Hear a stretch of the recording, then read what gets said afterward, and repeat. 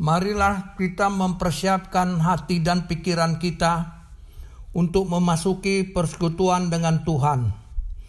Kita bersyukur atas hari baru pemberian-Mu. Biarlah kita selalu dikenyangkan dengan kasih setia-Mu di setiap waktu. Inilah hari yang Tuhan jadikan untuk kita memuliakan Dia.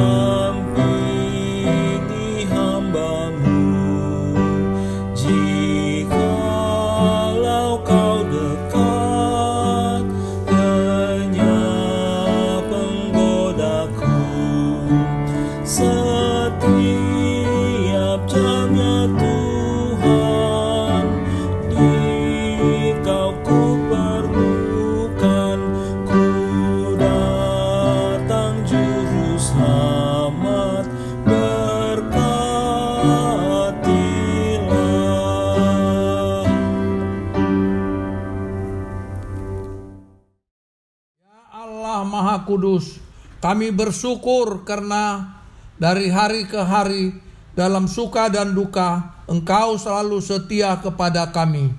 Engkau melihat semua kekurangan dan kelemahan kami, dan dengan kebangkitan-Mu Engkau juga yang menebus semua dosa dan kesalahan kami.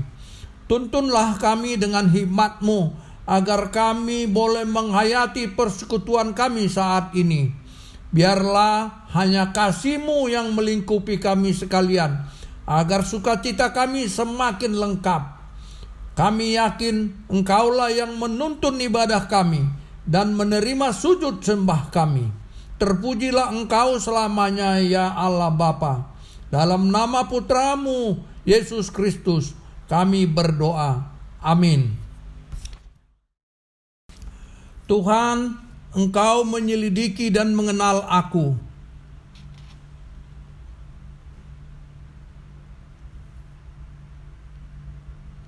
Engkau memeriksa aku kalau aku berjalan dan berbaring. Sebab sebelum lidahku mengeluarkan perkataan, dari belakang dan dari depan Engkau mengurung aku. Terlalu ajaib bagiku pengetahuan itu.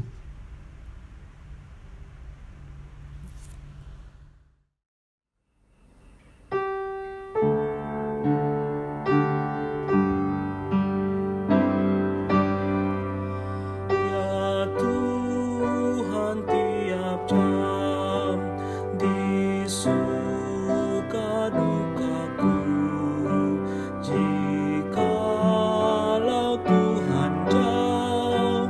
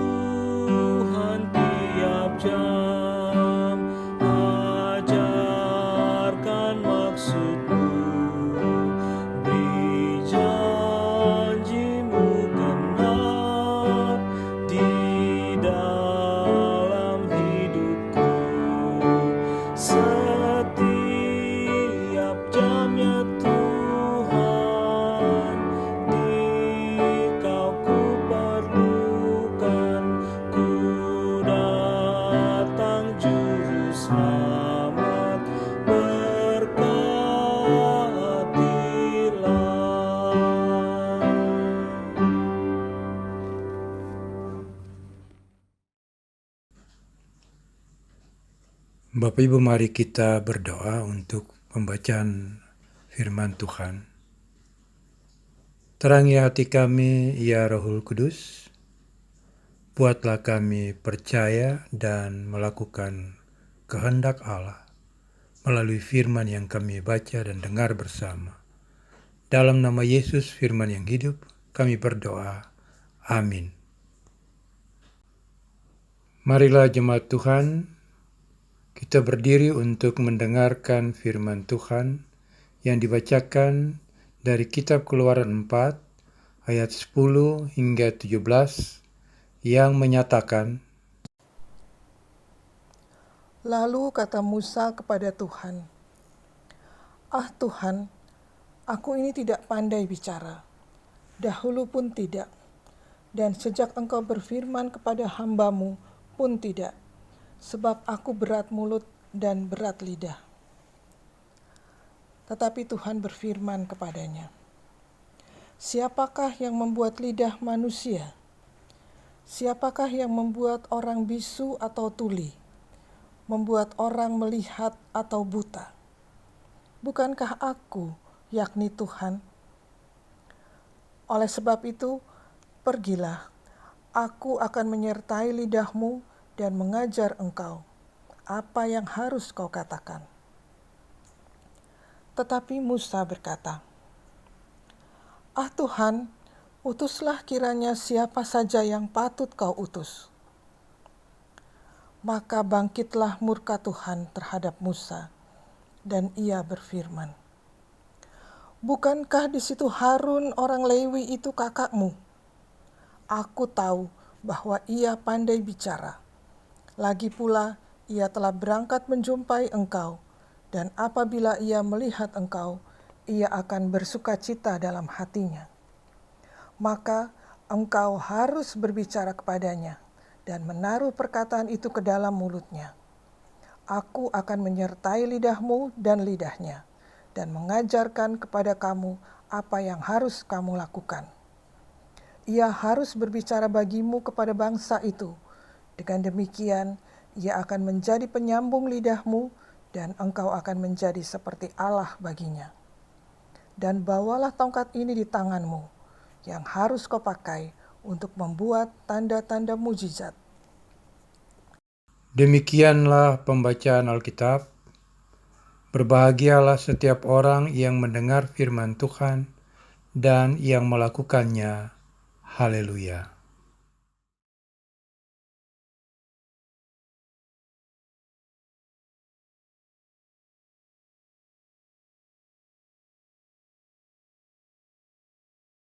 Shalom jemaat yang diberkati Tuhan.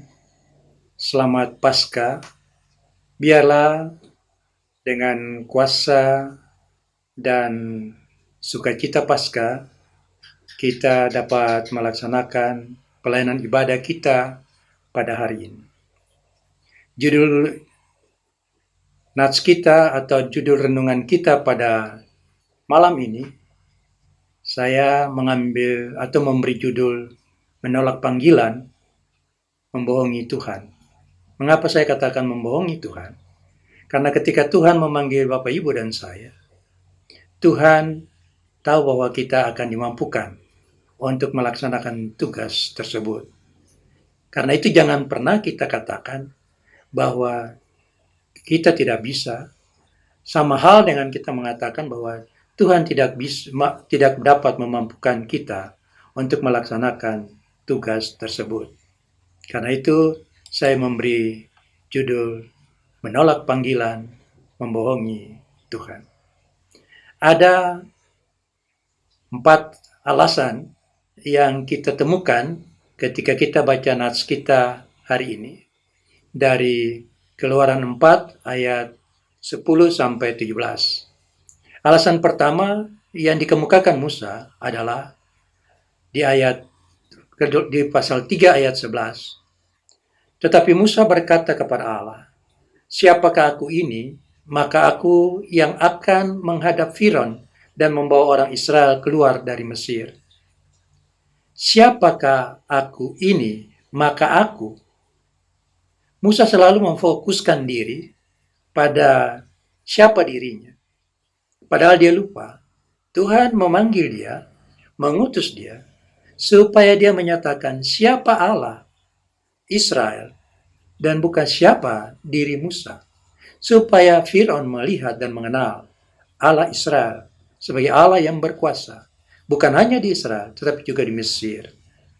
Alasan yang kedua, di pasal 3 ayat 13, lalu Musa berkata kepada Allah, tetapi apabila aku mendapatkan orang Israel dan berkata kepada mereka, Allah nenek moyangmu telah mengutus aku kepadamu, dan mereka bertanya kepadaku, bagaimana tentang namanya? Apakah yang harus kujawab kepada mereka? Musa selalu berpikir urusan dirinya dan selalu fokus pada dirinya. Musa lupa bahwa Tuhan mengatakan, aku akan menyertai kamu. Dan Tuhan menyediakan Harun untuk berbicara atau menjadi juru bicara Musa. Alasan yang ketiga, di pasal 4 ayat 1. Lalu sahut Musa, bagaimana jika mereka tidak percaya kepadaku dan tidak mendengarkan perkataanku, melainkan berkata, Tuhan tidak menampakkan diri kepadamu. Bagaimana jika mereka tidak percaya kepadaku? Iya, Musa diutus bukan supaya orang Israel percaya kepada Musa, atau orang Mesir percaya kepada Musa. Bapak, Ibu, dan saya diutus untuk melayani, bukan supaya orang percaya kepada kita, tetapi supaya orang banyak percaya kepada Allah, bahwa Ia Allah yang berkuasa mengutus Bapak, Ibu, dan saya, termasuk mengutus Musa. Alasan yang keempat, lalu kata Musa kepada Tuhan, Tuhan, aku ini tidak pandai bicara. Dulu pun tidak, dan sejak engkau berfirman kepada hamba-Mu pun tidak. Sebab aku berat mulut dan berat lidah. Musa selalu tidak mau percaya bahwa Tuhan memampukan dia. Karena itu Musa seolah-olah membohongi Tuhan.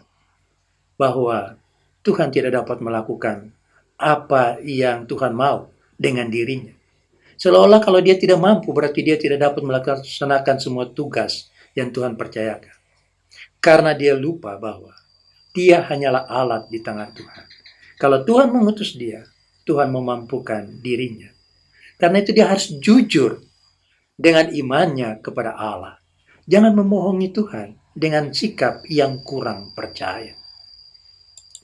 Dari perikop ini, saya mengajak Bapak, Ibu, dan saudara kita merenungkan beberapa hal seperti ini. Yang pertama, meyakinkan Tuhan untuk membenarkan diri. Itulah penyimpangan iman. Terkadang Bapak, Ibu, kita mau mengatakan kepada Tuhan, Tuhan, kita sudah melakukan semuanya. Rajin ibadah, rajin berdoa, setia melayani. Tetapi kenapa hidup kita masih susah? Seolah-olah kita meyakinkan Tuhan bahwa kita sudah melakukan yang benar. Kita lupa bahwa kita tidak ada yang benar. Bahkan Petrus sendiri pernah bertanya kepada Tuhan, kami ini telah meninggalkan segala sesuatu dan mengikut Engkau. Jadi apakah yang akan kami peroleh? Seolah-olah dia sudah melakukan yang benar. Sekarang Tuhan mau berikan apa kepada dia? Apa yang dijawab Tuhan? Engkau akan duduk di atas 12 takhta untuk menghakimi 12 suku Israel. Engkau akan memperoleh 100 kali lipat dari yang hilang. Dan engkau akan memperoleh hidup yang kekal. Jangan pernah meyakinkan Tuhan bahwa kita benar. Karena kita sesungguhnya tidak pernah benar. Kalau kita benar di hadapan Allah, itu karena pembenaran Allah atau kita dibenarkan Tuhan. Yang kedua yang mau kita belajar dari Musa, meminta Tuhan melaksanakan kemauan kita. Itu kemurusan hikmat. Berbeda sekali dengan yang dikatakan Amsal 1. Takut akan Tuhan adalah permulaan hikmat. Orang percaya itu takut Tuhan, bukan takut masalah seperti Musa. Musa takut menghadapi tantangan, sampai-sampai dia tidak dapat melihat kuasa Tuhan berkarya dalam panggilan hidupnya.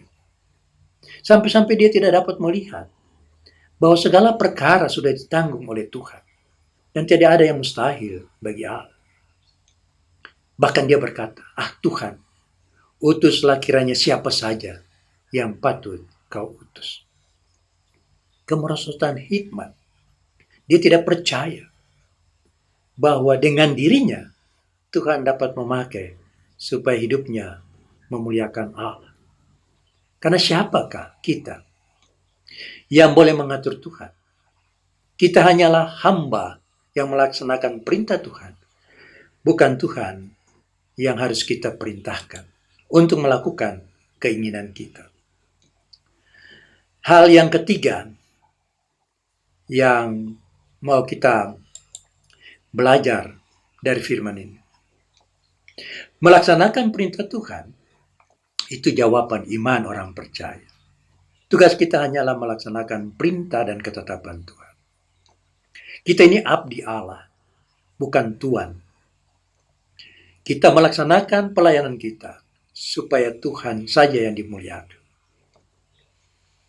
Sebab itu, kepada Musa Tuhan katakan, sebab itu pergilah, aku akan menyertai lidahmu dan mengajar engkau apa yang harus kau katakan. Pergilah. Bapak, Ibu, dan saya ketika disuruh Tuhan, pergilah seperti Abraham. Dan Tuhan akan memberkati kita. Sekalipun kita tidak paham apa yang harus kita kerjakan. Tuhan yang memampukan kita mengerjakan apa yang harus kita kerjakan. Di tengah kondisi COVID ini, kita semua terpanggil untuk melayani. Salah satu panggilan kita untuk terlibat dalam pelayanan menangani COVID, tinggal di rumah saja. Para medis meminta supaya Anda di rumah saja, dan kami akan bekerja untuk Anda. Karena ketika Anda di rumah, Anda membantukan, meringankan beban kami. Tinggal di rumah saja. Kita berdoa. Kita berusaha menjaga diri kita supaya kita juga tidak terjangkit COVID. Kita menjaga stamina kita dan kita meminta pertolongan Tuhan melindungi kita. Supaya dengan apa yang dapat kita kerjakan, kita dapat melayani orang lain. Tuhan memberkati kita. Karena itu pergilah. Adalah kita yang kata kerja untuk sebuah tugas. Direspons secara aktif, bukan pasif. Ditanggapi dengan semangat, bukan kecemasan. Pergilah. Aku akan menyertai kamu. Itu kata Tuhan. Ketika ia mengutus Musa. Dan juga ia mengutus kita, Bapak, Ibu, dan Saudara. Ketika kita harus bekerja di luar rumah, pergilah. Dan minta pertolongan Tuhan menjaga dan melengkapi kita. Ia berkata, ia menyertai kita sampai akhir zaman. Panggilan Tuhan untuk sebuah tugas adalah kepercayaan, bukan kesempatan. Karena itu percayalah kepada Tuhan yang memanggil dan mengutus kita. Berpeganglah pada janji dan laksanakanlah perintahnya. Ia akan menyertai kita sampai selamanya. Ingat, Tuhan mengutus kita bukan karena kita baik atau karena kita layak. Tetapi ia mengutus kita karena ia mau mempercayakan diri kita menjadi alat bagi pelayanannya. Tuhan memberkati pelayanan kita semua. Amin.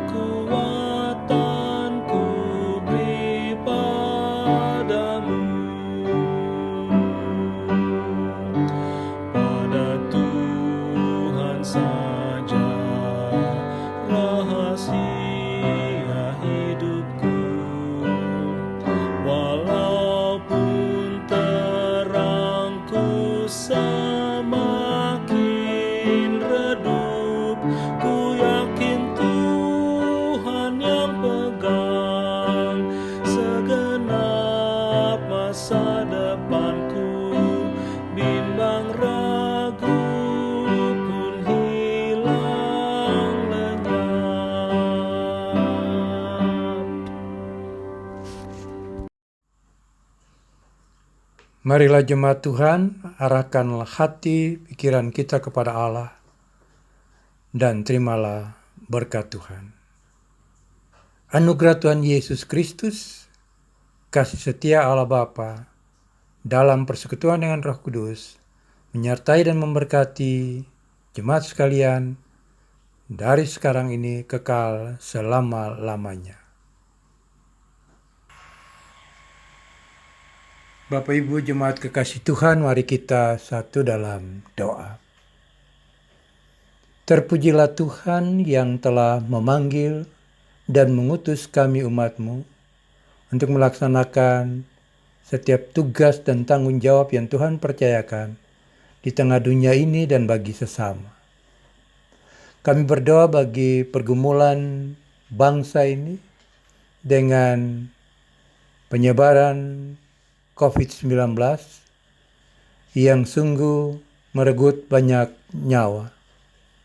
Kami berdoa bagi mereka yang sakit, Tuhan jamah tubuh mereka, sembuhkan mereka. Bagi para dokter dan petugas medis, Tuhan mampukan mereka dengan kekuatan yang Tuhan karuniakan untuk dapat menolong mereka yang sakit. Kami berdoa bagi pemerintah dan bangsa yang berusaha keras untuk mengatasi persoalan penyebaran COVID-19 ini. Kami juga berdoa bagi semua keperluan dan kebutuhan pelayanan, Tuhan campur tangan di dalamnya. Agar orang-orang yang membutuhkan pengobatan, perawatan di rumah sakit, dan kesembuhan dapat ditolong. Di atas semuanya kami memohon kuasa dan kesembuhan yang Tuhan sendiri lakukan bagi umat. Terima kasih Bapa di sorga. Kami bersyukur bahwa pelayanan di malam ini boleh berlangsung. Biarlah firman Tuhan menjadi bagian dalam hidup kami. Dan ketika kami dipanggil dan diutus Tuhan untuk pekerjaan pelayanan dan juga kerja dan usaha kami dilengkapi Allah untuk melakukannya dengan berkat yang sudah Tuhan karuniakan. Engkau melengkapi kami, teristimewa pada saat situasi pergumulan penanganan COVID-19 ini. Banyak orang yang harus di rumah, tetapi ketika jemaat Tuhan harus bekerja di luar rumah, kami berdoa Tuhan melindungi mereka. Terpujilah Engkau Bapa di sorga. Secara khusus kami mau berdoa bagi jemaat Tuhan yang sakit. Kami berdoa bagi Bapak Hatibi, kami berdoa bagi Ibu Drusilla Kase, Ibu Irene Esther Pangalila, Ibu Barbara Thyssen, Pendeta Nyonya Lopis, Bapak Chris Lopis, Ibu Mulyono, Bapak Lazarus Ndun, Ibu DC Wenas Twaidan, Penatua Yani Ligau, Diaken Weli Sahidi, Ibu Rit Kandio, Ibu Eli Soplantila Lewakabesi, Ibu Liket Tuhumuri, Vikaris Ergon Peters. Ya Tuhan, setiap mereka yang sakit, yang telah sembuh dan dipulihkan Allah, kami berdoa Tuhan menjamah tubuh mereka dan memberikan kesembuhan sempurna. Kami juga bersyukur bersama jemaat Tuhan yang berulang tahun di hari ini. Ibu Sylvia Sonya Kusuma Tumatar, adik Nathaniel Wisnu Wardana Suwarno. Tuhan penuhi dengan rahmat dan kebaikan Tuhan. Demikian juga kami berdoa bagi semua jemaat Tuhan yang berulang tahun di minggu ini. Pertolongan, kebaikan, dan kemurahan Tuhan memenuhi mereka semua. Terima kasih Bapa di sorga untuk jemaat-jemaat Tuhan. Dengan segala pergumulan mereka, Tuhan menolong mereka. Mereka yang bekerja, mereka yang berusaha, mereka yang harus melaksanakan tugas-tugas dan usaha mereka hari ini. Tuhan Yesus memberkati. Pelayanan-pelayanan yang berlangsung, baik ibadah-ibadah melalui media sosial, dan persiapan-persiapan tim ibadah, tim teologi yang mengerjakannya, komisi teologi. Tuhan memberkati. Kami juga berdoa bagi jemaat-jemaat Tuhan dimanapun ada, Tuhan menolong mereka dengan pergumulan, dengan pengharapan mereka.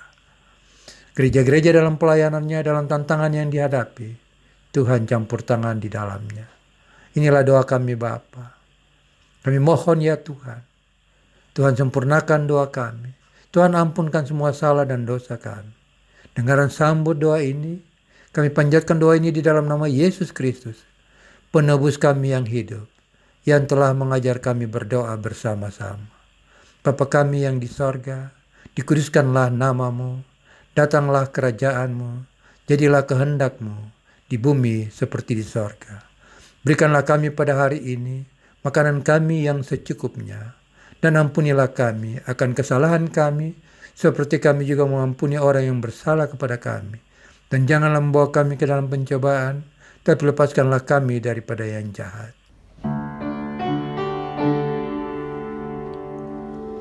Karena Engkaulah yang mempunyai kerajaan dan kuasa dan kemuliaan sampai selama-lamanya. Amin.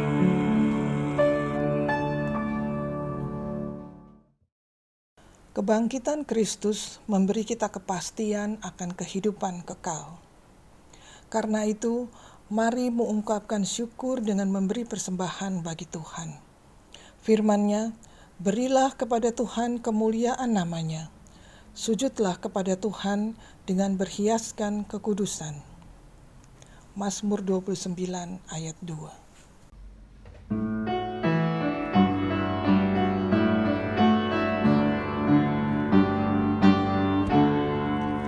Aku bersyukur Allah sumber hidupku, Dia memberi rahmat-Nya kepadaku. Puji dan syukur ku naikkan kepada-Nya yang maha kudus di sorga. Terpujilah Dia sumber hidupku, baginya syukur dan pujian selamanya.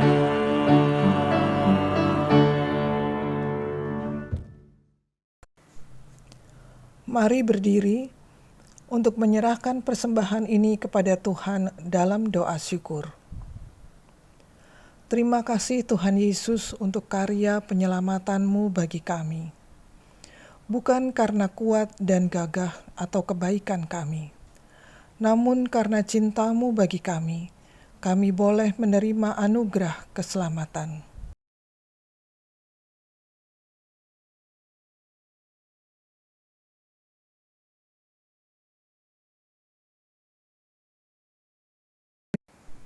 Amin. Bapak, Ibu, Saudara sekalian, ibadah keluarga malam ini akan segera usai. Biarlah kita kembali kepada ibadah aktual kita. Ingatlah bahwa Tuhan tidak pernah membiarkan kita berjalan sendiri. Tuhan senantiasa melengkapi dan menyertai kita dalam menghadapi hidup ini.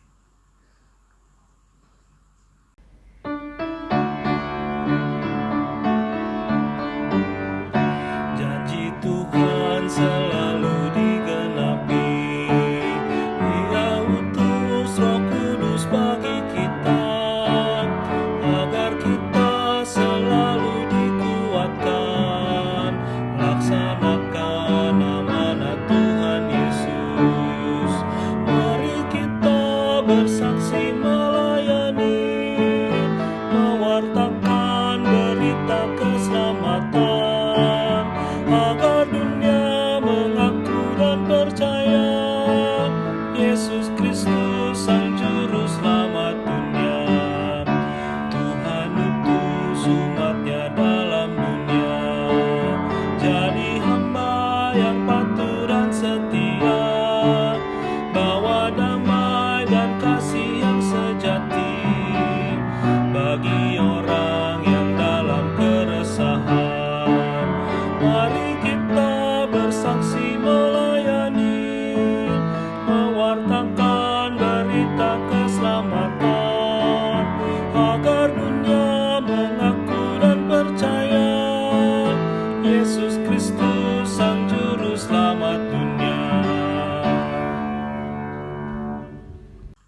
Marilah jemaat Tuhan, arahkanlah hati pikiran kita kepada Allah dan terimalah berkat Tuhan.